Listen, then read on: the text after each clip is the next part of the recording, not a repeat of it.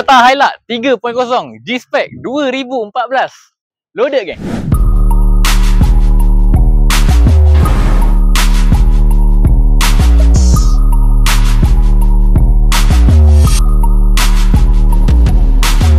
Bahagian hadapan, front bumper heavy duty besi geng. Dan untuk bahagian sisi kereta ni, rim tayar 16 inci, rim aftermarket. Dan untuk bahagian sisi dia, side step besi aftermarket geng.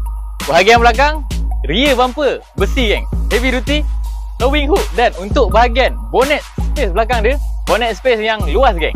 Bagi harga jualan Hilux ni, kita open price RM55,000, loan boleh tarik 5 ke 6 tahun, bulanan sekitar RM1,000 lebih geng, bergantung duit muka korang.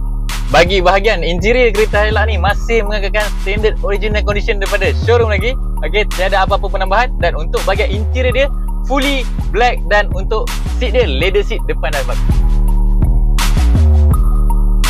Jadi, bagi yang berminat dengan Hilux ni, boleh cari saya Alif dekat Express Auto Sendirian Berhad, Shah Alam Seksyen 15. Hari-hari beroperasi geng. Jumpa.